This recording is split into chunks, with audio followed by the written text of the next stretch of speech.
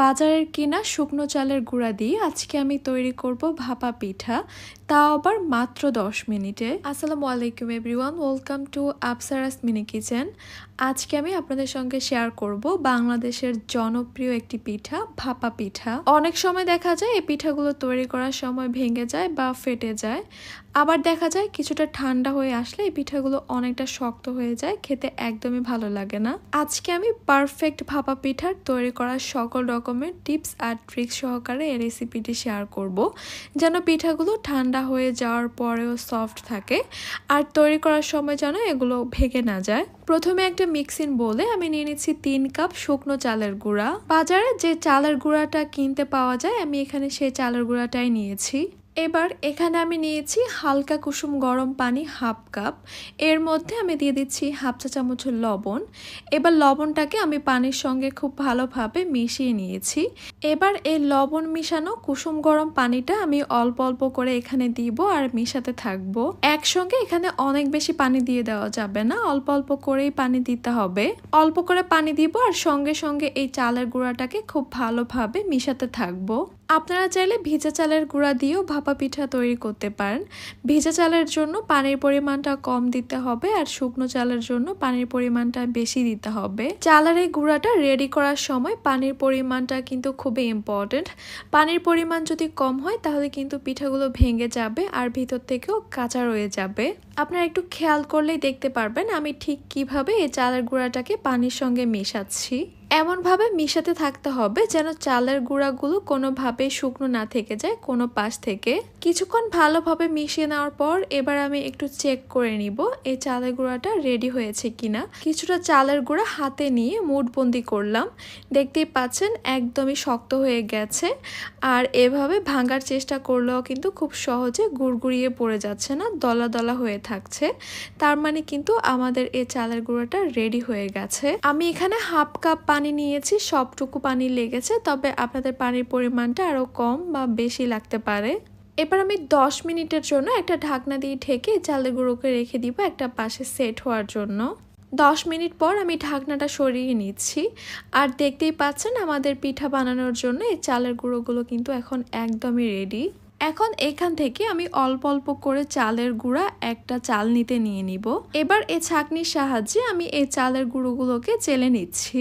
চালের গুঁড়োগুলো এভাবে চেলে নেওয়াটাও কিন্তু খুবই ইম্পর্টেন্ট। এইভাবে চেলে নেওয়ার কারণে এই ভাপা পিঠাগুলো অনেক বেশি সফট হবে আর বেশ অনেকটা সময় ধরে এগুলো সফটও থাকবে। চেলে নেওয়ার পর এই চালের গুঁড়োগুলোকে আমি একটা সাইডে রেখে দিচ্ছি আর এখানে দেখতেই পাচ্ছেন আমি একটা পাতলা কাপড় নিয়েছি আর এই কাপড়টাকে আমি পানিতে ভিজিয়ে ভালোভাবে নিংড়িয়ে নিচ্ছি। পিঠা বানানোর সব কাজ মোটামুটি শেষ, এবার পিঠাগুলোকে সাজানোর পালা। আজকের পিঠাগুলো তৈরি করার জন্য আমি এখানে একটা ছোট্ট স্টিলের বাটি নিয়ে নিয়েছি। বাজারে কিন্তু আপনারা ভাপা পিঠা তৈরি করার বিভিন্ন রকমের সাজ পেয়ে যাবেন, আপনারা চাইলে সেগুলো ব্যবহার করতে পারেন। আমি প্রথমে এই বাটিটার মধ্যে সামান্য চালের গুঁড়া দিয়ে ঝেড়ে ফেলে দিয়েছি, এতে করে পিঠাগুলো খুব সহজে এই বাটিটা থেকে বের হয়ে আসবে। এরপর তৈরি করে রাখা চালের গুঁড়াটা এখানে দিয়ে দিয়েছি অর্ধেকটা পরিমাণ। হালকা হাতে চালের গুঁড়াগুলোকে আমি একটু চেপে দিচ্ছি, এগুলোকে খুব বেশি জোরে জোরে চেপে বসানো যাবে না। এরপর দিয়ে দিচ্ছি এখানে আমি খেজুরের গুড়টাকে আপনারা চাইলে একটা গ্রেটার দিয়ে গ্রেট করে নিতে পারেন অথবা একটা নাইফ দিয়ে ছোট ছোট টুকরো করে নিতে পারেন। এরপর দিয়ে দিচ্ছি এখানে আমি কোরানো নারিকেল। ভাপা পিঠার মধ্যে গুড় আর নারিকেলের পরিমাণটা একটু বাড়িয়ে দিলে খেতে বেশি ভালো লাগে। নারিকেল দেওয়ার পর আমি আবারও কিছুটা গুড় দিয়ে দিচ্ছি। এবার এখানে আমি আবারও তৈরি করে রাখা চালের গুঁড়াটা দিয়ে দিব আর দিয়ে এগুলোকে আমি ঢেকে দিব। হালকা হাতে এগুলোকে আমি একটু প্রেস করে দিচ্ছি। এরপর এক্সট্রা যে চালের গুঁড়াটা থাকবে সেটা ফেলে দিচ্ছি।